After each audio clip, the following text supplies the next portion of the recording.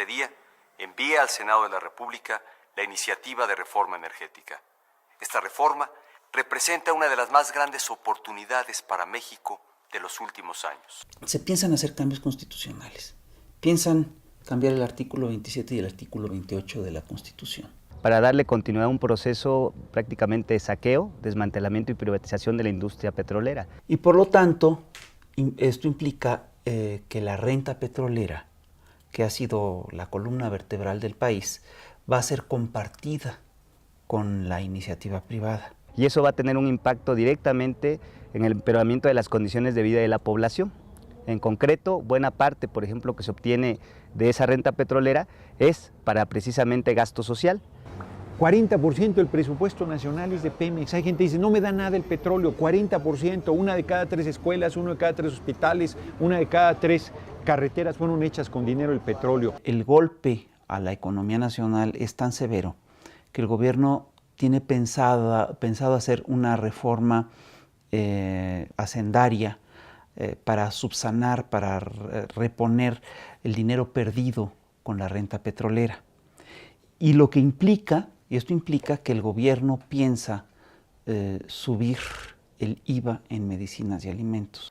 En su momento, el presidente Lázaro Cárdenas afirmó que el artículo 27 no implicaba que la nación abandonara la posibilidad de admitir la colaboración de la iniciativa privada. Ese artículo 27 en 1940 es una cosa y el que se propone ahora es otra. Es casi para abdicar de lo que el general Cárdenas había propuesto y conseguido entre 1938 y 40. Precisamente Cárdenas rescató la industria petrolera de manos de empresas privadas, sobre todo transnacionales, que no solamente acaparaban la ganancia de este recurso estratégico, sino además tenían sometida a nivel político a la mayoría de las instituciones públicas. Se les corrió porque no dieron un aumento salarial a los trabajadores petroleros mexicanos, desacatando un fallo de la Corte, y hoy nos dice Peña Nieto que las trae para salvarnos. Eso es una barbaridad, es un despropósito. Les informo que la reforma que hoy he enviado al Senado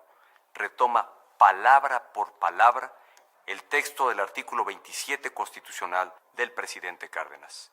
El insistir en que se está siguiendo el guión palabra por palabra del presidente Lázaro Cárdenas es un tanto absurdo.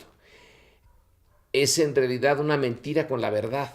Sí, en efecto, sí son sus palabras, pero es otro contexto. Cuando Cárdenas lanza la expropiación petrolera, permite la coinversión, permite los contratos con el sector privado. Esto, por supuesto, se da en un contexto muy peculiar, es un contexto en el que México no tiene un peso, en el que México no tiene dinero, no tiene herramientas, además está a punto de estallar la Segunda Guerra Mundial. Es un contexto, además, en el cual la industria petrolera está siendo boicoteada por Estados Unidos y por Inglaterra, concretamente. Y es un momento en el que México carece totalmente de tecnología. Entonces, obviamente, en ese primer momento, México necesita este tipo de inversiones, pero ya no estamos en esa situación. ¿Por qué vamos a asociarnos en algo que somos exitosos, que somos productivos, que somos eficientes y que somos de primer mundo? A pesar de la corrupción del sindicato, Pemex produce 2,5 millones de barriles al día. A pesar de la corrupción del gobierno, que es superior al sindicato, Pemex aporta 69.600 millones de dólares en ganancias. A pesar del saqueo del crimen organizado de ductos y de oleoductos, Pemex sigue siendo la empresa número 2 de América Latina y la primerísima de México. ¿Por qué vamos a entregar esa riqueza a las transnacionales del petróleo que ya estuvieron aquí saqueando a la nación? Vamos a cambiar el artículo 27, pero no voy a referirme para nada a Romero de Champs. No voy a ni con el pétalo de una rosa voy a tocar en mi discurso un tema que todos los mexicanos que más o menos nos interesamos en el petróleo estamos en conocimiento. Quiere decir que no hay la voluntad de atacar la corrupción. Pemex no se vende ni se privatiza. Pemex se fortalece y moderniza.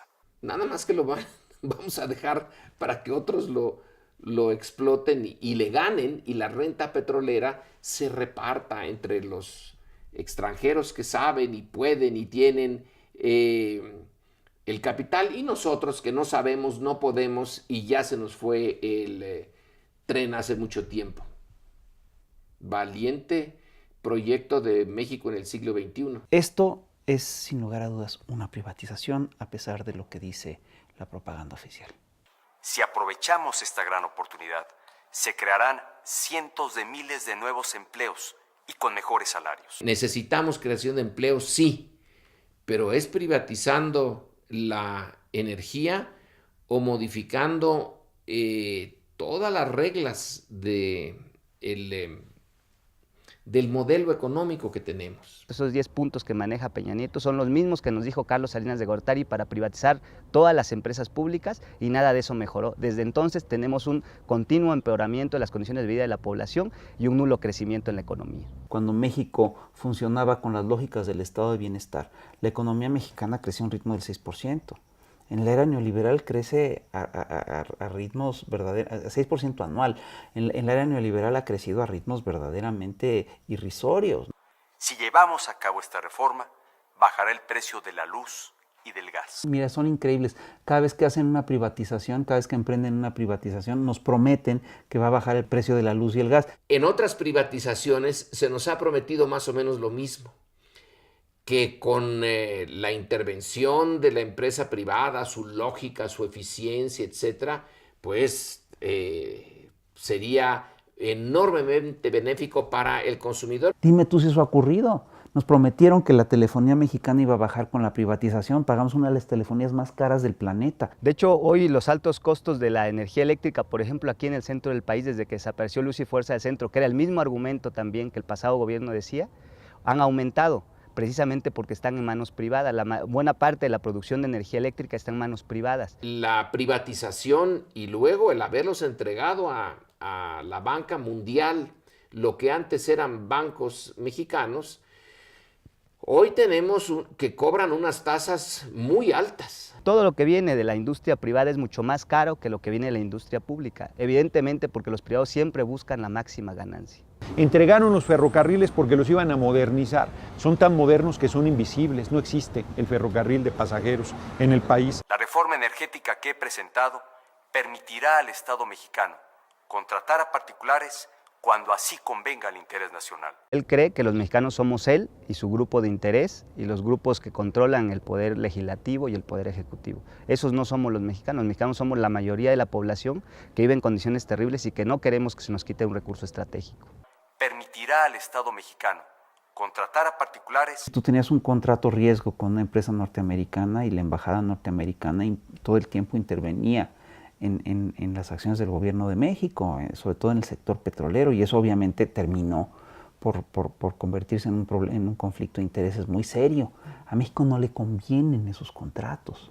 Posibilidad de admitir la colaboración de la iniciativa privada. Si la empresa privada quiere entrarle al petróleo es porque el petróleo debe de tener, bueno, pues de perogrullo, debe de tener un potencial muy interesante porque quieren entrar. Entonces, ¿por qué no nosotros somos los que usamos ese potencial tan interesante para conseguir recursos? ¿Por qué tenemos que dárselo a Shell, a Exxon, a otras empresas? El Pacto por México ha generado el clima positivo de diálogo, entendimiento y acuerdo político que esperaban los mexicanos. El Pacto por México es un pacto anticonstitucional y es una conjura contra la nación. Primero, porque no tienen facultades para hacer lo que vienen realizando. El artículo 27 no lo deben tocar. Y este Congreso es un Congreso que tiene la legitimidad suficiente para promover una reforma constitucional de fondo. Mi impresión es que no, porque es un Congreso que surge de unas elecciones sumamente cuestionadas. Hay una crisis de representatividad en México, hay una falta de representatividad. Los partidos son oligarquías. Más o menos pequeñas, más o menos grandes, pero no representan a la sociedad, están muy desligados de ella. Entonces, si no hay medios institucionales, pues la movilización. El PRI y el PAN ya tienen los votos necesarios para aprobar esta reforma en la Cámara. Lo único que podría detener esta reforma, lo único, es la movilización ciudadana. Que toda marcha, movilización, protesta que pueda hacerse, se haga.